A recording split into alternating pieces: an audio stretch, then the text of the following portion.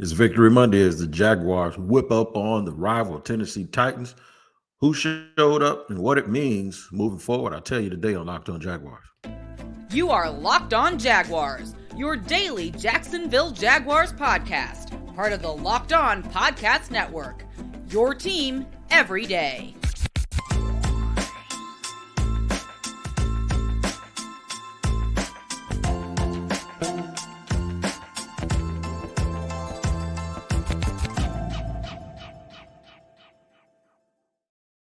Hello, everybody. Welcome to another edition of Locked On Jaguars. I am the host of the Locked On Jaguars podcast, Tony Wiggins, and we're glad that you joined us today. It's your team every day, and we thank you for making us your first listen. A quick reminder that we are free to subscribe to on our YouTube page. Make sure you go to YouTube, the page that is Locked On Jaguars. Make sure you tap in every single day to make sure you don't miss an episode. Also, hit that bell button so you get notifications. Hit the like while you're there also.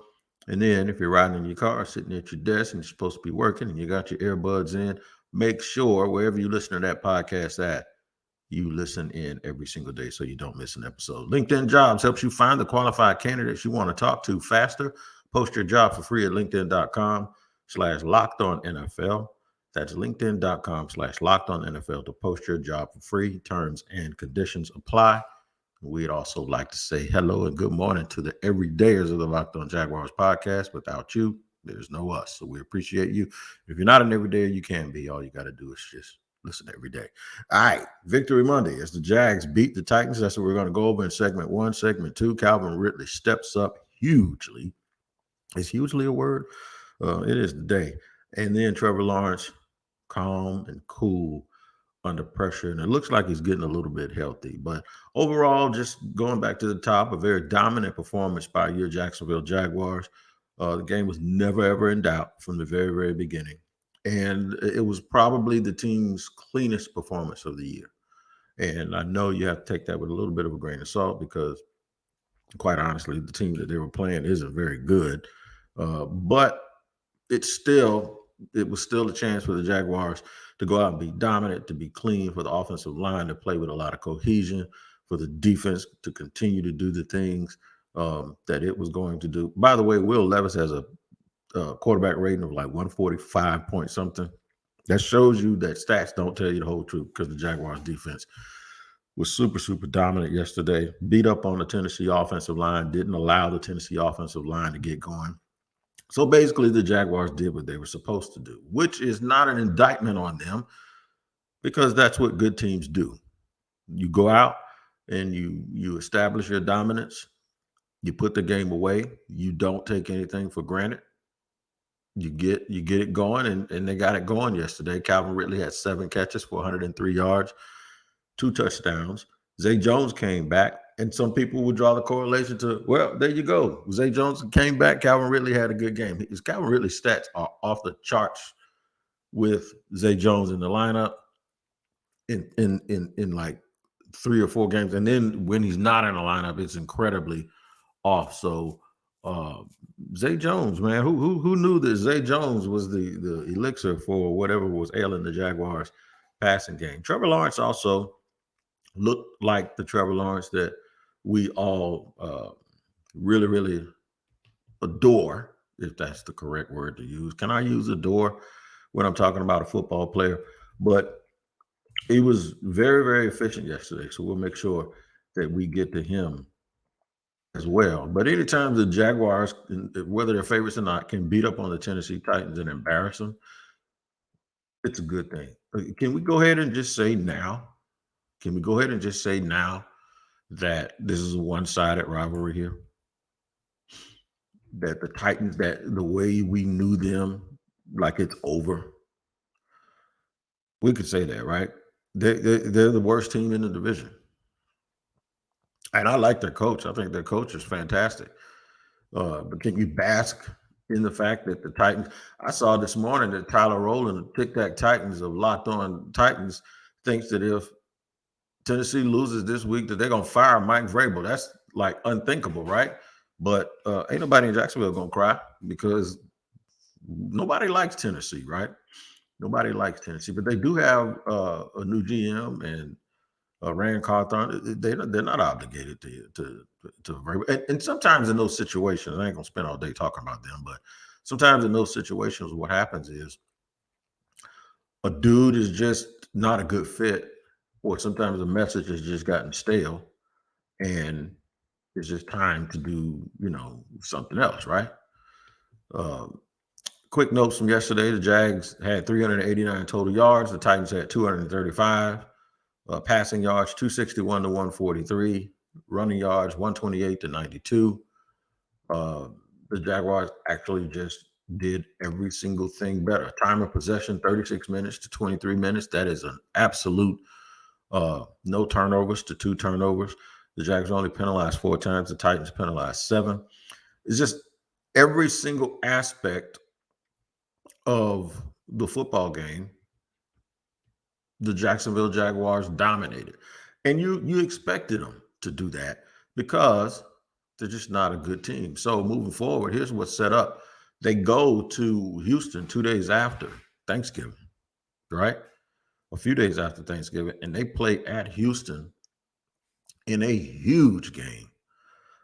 Because Houston, even though Houston's a game behind Jacksonville at 6-4, they actually own the tiebreaker because they beat Jacksonville head to head. So the Jags can take that advantage back by winning, and it would give them a 2-game advantage over Houston in the AFC South. And I really believe that the Jaguars are going to do a number on Houston next week. I do. I think Houston's a nice young team. There is something that I'm going to ponder a little bit, and that is that in the Jags' 3 losses, it has come against the old school 4-3 base defense. Houston, Kansas City, as well as the 49ers. So a little bit of me wonders, is it the players in the system, or is that defense built somehow to stop Jacksonville, and does Trevor Lawrence struggle with it, right? The even front, bringing blitzes, bringing pressure from the second and third level, or is it just the players? Is it the players that they have? And Houston doesn't. They have a good young quarterback, good young receiver, good young edge rusher. But they have a whole bunch of other guys that are just grinders. It's like they have a team full of guys like DeJuan Smoot, right? So yeah, they have a team full of grinders, right? And they far exceeded the expectations of a lot of people. Even though I thought they could finish second or third, I thought they could finish second or third in the. Something else that I want to bring up is, how do you feel? Because 7-3 is very, very good. It's not what folks around here are used to, right? But with the expectation level going up and this franchise wanting to be elite, and this is one of the things that we talked about that was going to change. Nobody doing cartwheels in Jacksonville because they're 7-3. If you'd have told a lot of people the Jaguars were going to be 7-3, at any point over the last decade, they would have taken Monday off, and we'd have had a national day of celebration around here, and there'd be barbecue smoke all over the place. The fact that it isn't, and the fact that folks are looking at the bigger picture, that means you've arrived a little bit, right? So we got to learn how to enjoy higher expectations and not. We can celebrate these little victories, but I know the bigger picture. So when you want more, I remember in New England's prime, people want, and even in Alabama's prime, people wanted Nick Saban fired if he had a subpar performance. That's kind of the thing that happens and that changes when your expectation level grows and gets bigger. So, the Jaguars are going to have to deal with that. But so what we're going to do today is we're going to celebrate these little victories, because we're going to talk about Calvin Ridley in segment 2, Trevor Lawrence in segment 3, even some things he said in the post game about not caring about what people think. So it's all about Calvin Ridley, all about Trevor Lawrence, because that's what the game was about yesterday. It was about those two, and I know Jaguar fans were very, very happy. So we'll hit that in just a second here on Locked On Jaguars on a Victory Monday. But first, I have to let you know that today's show is sponsored by LinkedIn Talent Solutions. That's right, LinkedIn Jobs, all of that stuff, man. I built a couple of barbershops and a couple of businesses, and I used LinkedIn, and it worked out for me Because what it was able to do is streamline and filter out and get me right to the people that want it to work for me and that I want it to work for. And you can do the same thing because you want to be 100% certain that you have access to the best qualified candidates available. What you got to do is add your job and the purple hashtag hiring frame to your LinkedIn profile to spread the word that you're hiring. Simple tools like screening questions make it easy to focus on candidates with just the right skills and experience so you can quickly prioritize who you'd like to interview and hire. And I'm telling you, it worked. It worked for me. It'll work for you. LinkedIn Jobs helps you find the qualified candidates you want to talk to faster. Post your job for free at linkedin.com/lockedonnfl. That's linkedin.com/lockedonnfl to post your job for free. Terms and conditions apply. All right, terms and conditions apply to you too. The terms and conditions are you come back every day because it's your team every day here on Locked On Jaguars. And we thank you for making us your first listen. Calvin Ridley, riddle me this. How was he able to, in one game, get rid of all of the naysayers that talk bad about Calvin Ridley? You saw everything yesterday. You saw route running, you saw separation, you saw toe tap catches, you saw hands catches. You saw a guy that looked like he is the number one receiver in this league. Fans soured on him a little bit over the last few weeks, man. I saw a lot of people saying, let him walk. I ain't worried about the compensation that we gave up to get him. Let him walk. If we let him walk, it's only a third round pick. Let him go. Don't worry about Calvin Ridley. Go after T. Higgins. See, that line of thinking is weird because you got a bird in the hand in Calvin Ridley, right? And then you got T. Higgins, who you think you can get, but he might get tagged. And then he ain't been healthy either. So my question is that a little bit too much of a fair weather fan? And are we making too many decisions based on how we're feeling at the moment? What I call right nowism. Yeah, and I think that's a little bit of it because yesterday he stepped up big time. He played well. He stepped up big time. And a lot of that might be able to be contributed to Zay Jones. And folks say, well, you need to give Zay Jones all the credit. No, I think in the offseason, their workflow was with Zay, Calvin, and Christian Kirk, right? And there's a certain comfort level with that, especially when you bring a guy in from the outside, that's what he was used to. He was used to getting the certain coverages and the certain looks that he was getting while another guy was there. And you take a very important part of that out. To give you a little bit of a backdrop, the first pass I saw them throw in the very first open session for practice when this team was assembled, I believe it was back in the spring. The first pass they threw was to Zay Jones. And I immediately came on the podcast the very next day and said, just because they got Calvin Ridley, do not forget about Zay Jones. They're going to throw the ball to Zay Jones. And Zay had his packages in practice. With all of that hype and all of that stuff about Calvin Ridley, Zay Jones still had his and I also said that guys' production would drop, that if Ridley was going to be their leading receiver, that other people like Evan Ingram, their stats would drop. Zay Jones, their stats would drop. So Zay Jones, while he's been banged up, still managed to come back yesterday and show you exactly how important he was to this whole thing. But let's not make a mistake and think that he's making Calvin Ridley. That's not the truth. I think Calvin Ridley is just more comfortable when he gets better looks, and he gets better looks when there's another guy out there that people actually have fear for. That's just the kind of the way it works. CeeDee Lamb was struggling earlier this year until they started to incorporate the other receivers, and they made a couple of moves, and now CeeDee Lamb is going crazy for the Cowboys. Having someone else there changes coverages from bracketing and all of that. And Doug Peterson and the crew can talk until they're blue in the face about not wanting to force the ball to one guy, but sometimes you got to force the ball to one guy. I don't mean just come out of the huddle and go, okay, we're throwing it to you. No, I think there's a way that you play call things, and there's a way that you formation things to where you can get a guy and get him a good look. You can run the same play, and you can just run it from a bunch formation. You can tighten things up if you want to get one guy loose. He is their most explosive player that is a wide receiver. Therefore, some people will argue that it's Zay. I think from a talent perspective, it's Calvin Ridley. So there's a way that I think they can design things in order to get their most explosive player the ball in a favorable spot in a favorable position. I mean, coaches do it all the time, right? It's not like you're just saying, okay, we're going to force the ball to a player. But no, when you go out and you get and acquire talent, and it's talent that you're going to pay a lot of money for or change a lot of resources for, you do have to find creative ways to get the ball. Other teams are going to stop the dude that they know that you're focusing on being an integral part or being the catalyst for your offense. So I don't think it's a binary issue to say, well, we don't force the ball to one player because we have other players. That's a good thing.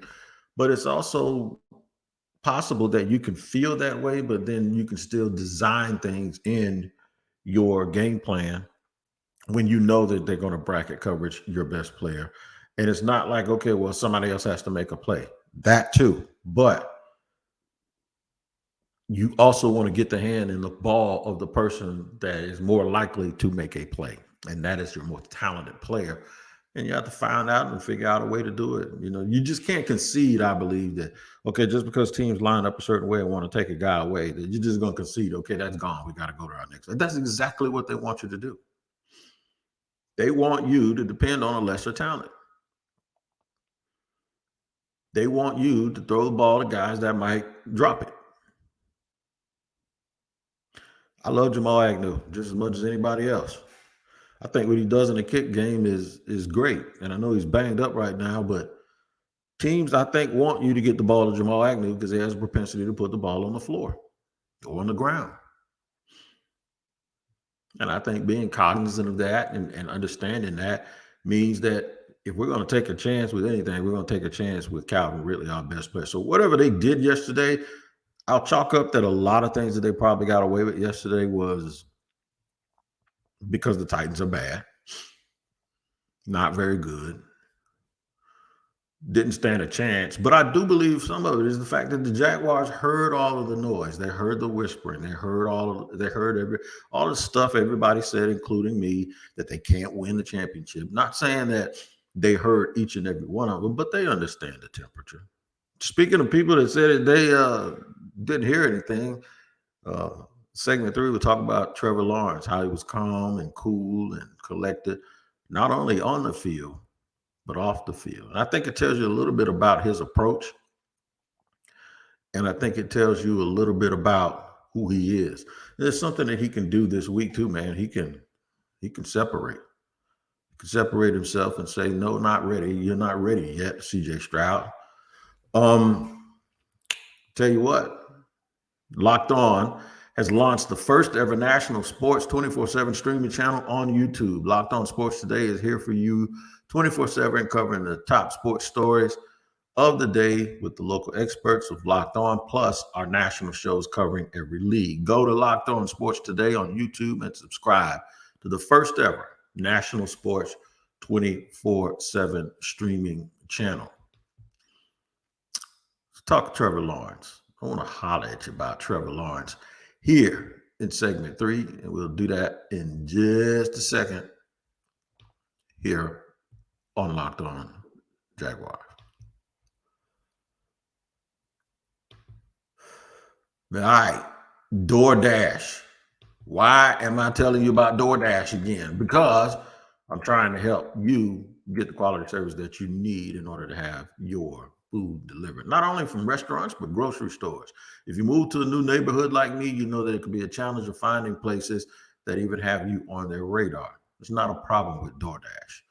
Recently, I've been home a lot, had surgery, and then obviously I had another family event, and folks were sending us stuff left and right. And DoorDash was getting that stuff to my house hot and ready to go. And you can have the same thing happen to you. Get 50% off up to $10 value when you spend $15 or more on your first order when you download the DoorDash app and enter the code LOCKED23. That's LOCKED, the numbers 23, like Michael Jordan.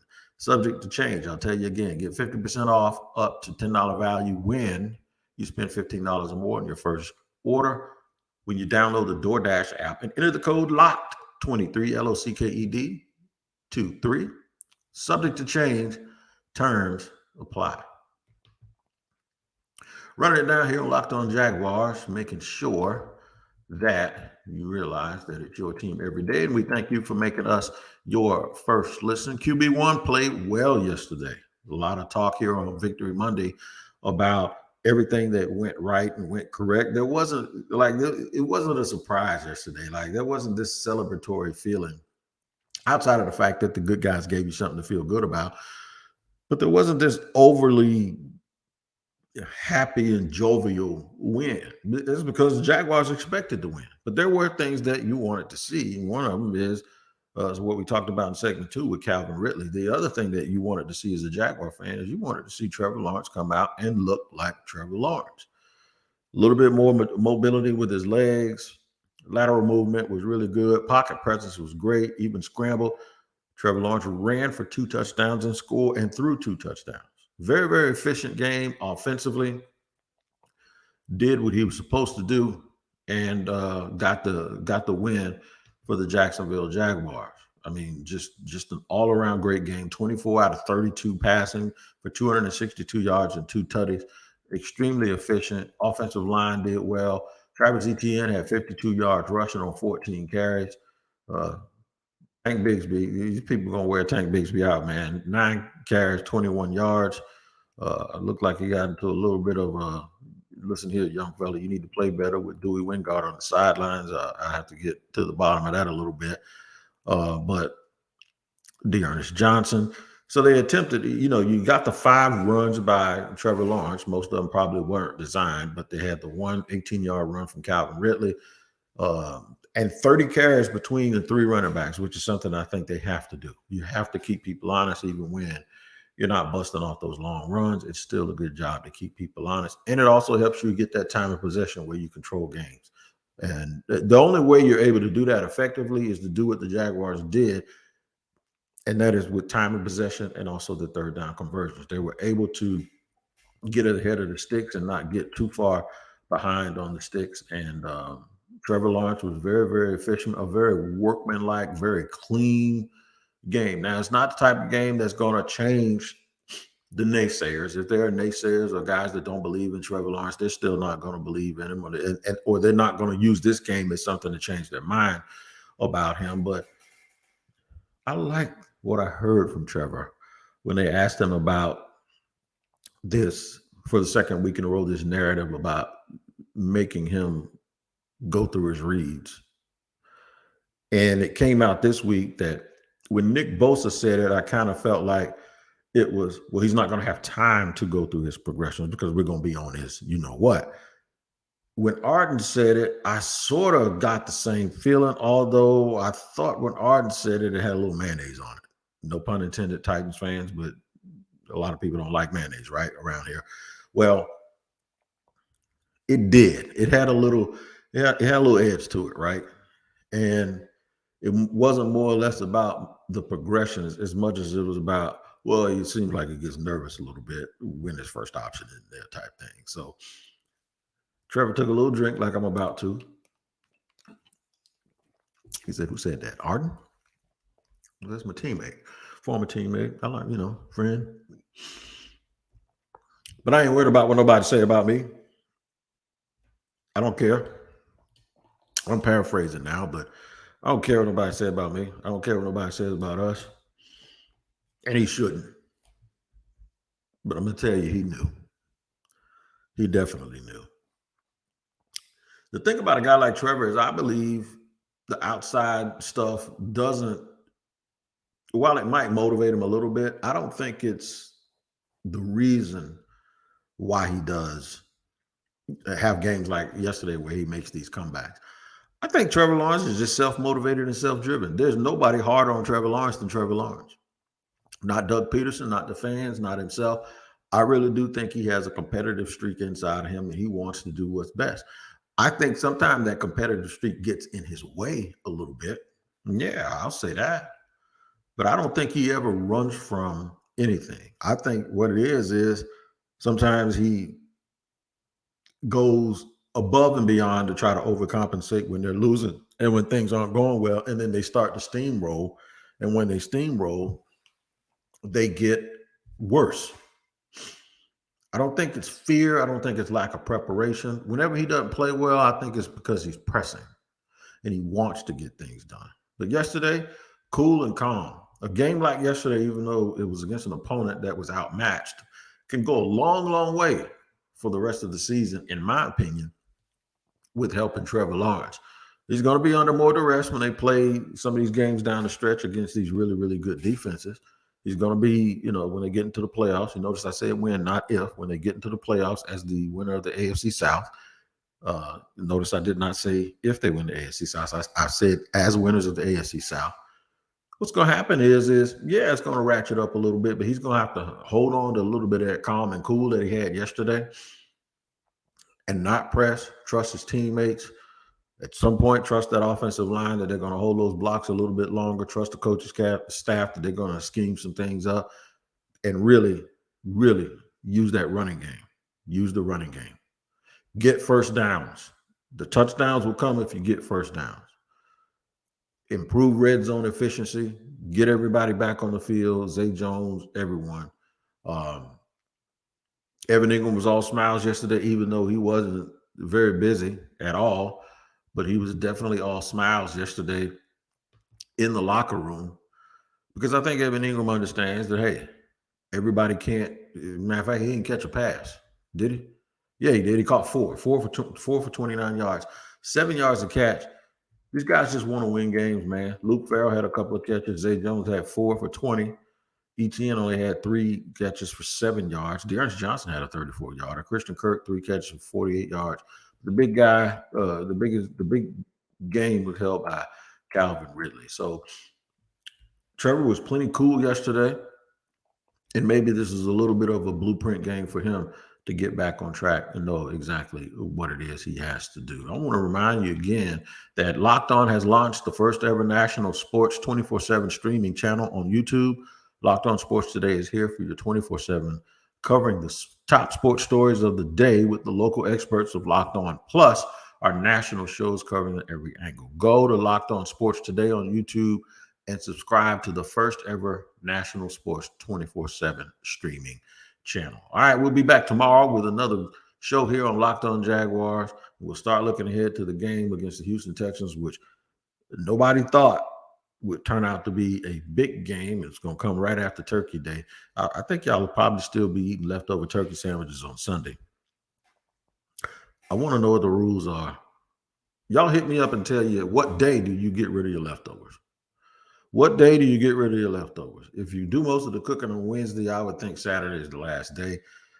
Folks say, okay, it's leftover from Thursday. No, a lot of people cook Wednesday night, right? So the food is ready early Thursday morning. A lot of the Thanksgiving food that people cook are things that need to take hours and hours to prepare. So from Wednesday night to when? Are you still eating those sandwiches on Sunday? I want you to hit me up and drop it down in the box so we can have a good little time on this Victory Monday, and we'll talk about all of that. Until next time, make sure you all take care of each other. I'm Tony Wiggins here with Locked On Jaguars. We're at your team every day, and we always thank you for making your first listen. Until next time, you guys, I'll check you out later.